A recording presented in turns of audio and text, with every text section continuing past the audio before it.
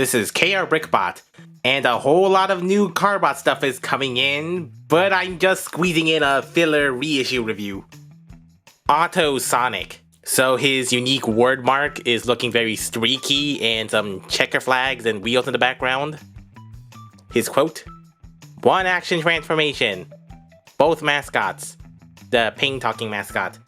One of the boxes with both Sano Kong and Choi Rock. So this was a 2018 release right here. And it's just been reissued in late June.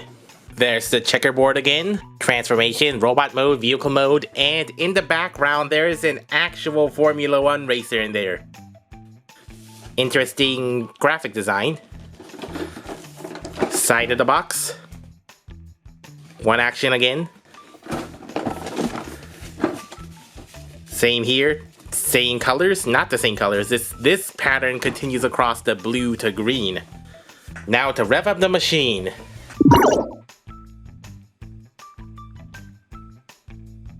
So Autosonic's a Formula 1 racing car, machine, and it looks like a pretty fictitious one, still sharing those traits of the F1, that that bumper wing, those 4 tires on the piston suspension. Speaking of which, this has actual suspension.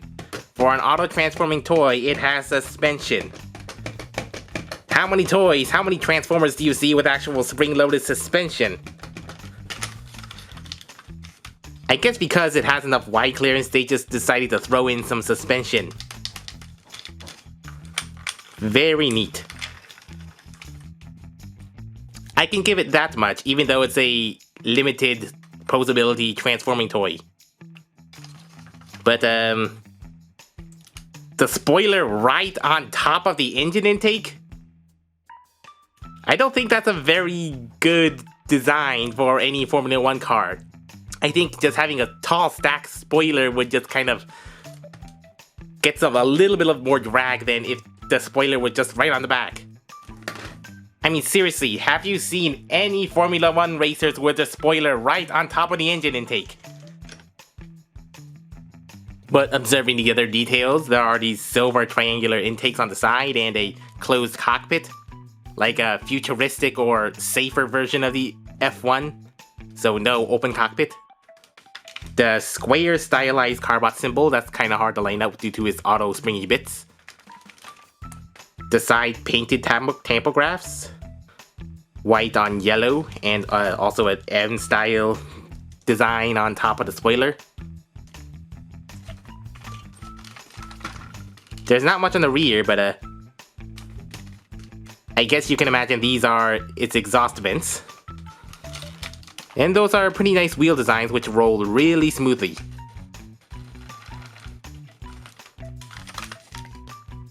And some little circular divots in there. And more bumps. It also has 5mm holes on the sides of the spoiler for some 5mm action. With the included blades which are stored on the hands by default. So yeah, if you want to have a F1 that can kind of slash at things. For its spring-loaded transformation, you press these very obvious buttons on the spoiler. Both of them. So if you turn this around, you can see the robot mode. Turn around the head if you don't want to have the robot head sticking out from there. And you can re-pop those wings back in, those blades back in.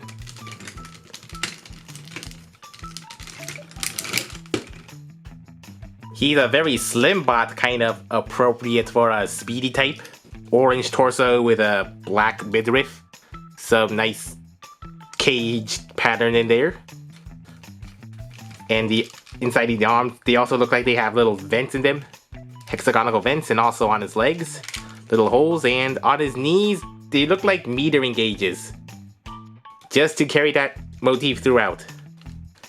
And the wing bumpers are now the feet. There is some more detailing inside of the leg. And a little bit on the shoulders. On these triple piston like shoulders. And not much going on the back. Yeah, it's just the entire car back here. And those side decals carry over to the arms. Carbots usually aren't hollow, but only due to his transformation are his legs and inner side of his legs horribly hollow. Because the legs fold up like that, with some pretty ugly non-knees.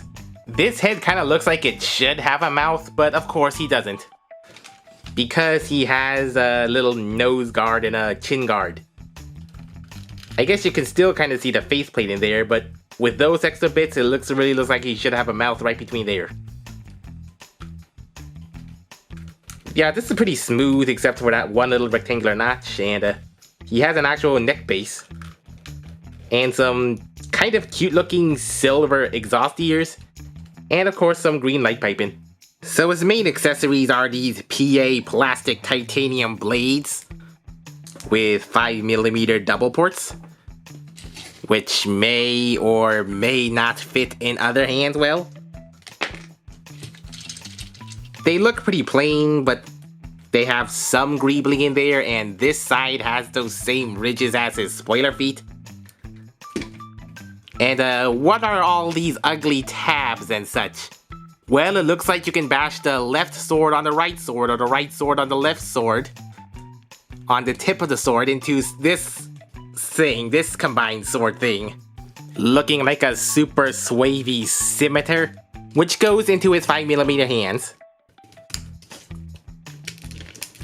And undersling, single sling, or claw swing.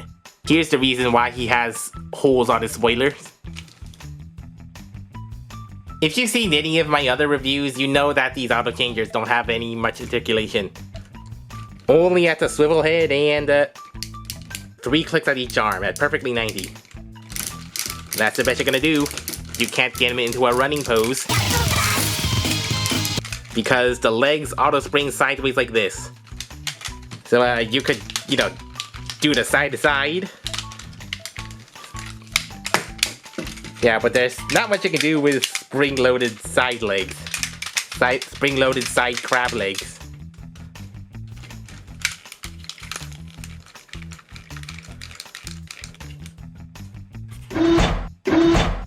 I guess you can check F1 car off of the Carbot list. And he puts the auto in Autosonic. But no manual transmission. But he's the only Carbot with the luxury of having an RC toy. Because I guess they were experimenting around that time, and Autosonic was the best candidate for its car mode. And yeah, so that slightly smaller RC Autosonic transforms in the exact same way as every other transforming robot RC car. So parents can get their kids this Autosonic again, so that they can zip right through the transformation, then zoom on to more interesting toys. Thanks for watching, and be sure to like and subscribe and hit that notification bell. So until next time, this is KRBrickBot signing off.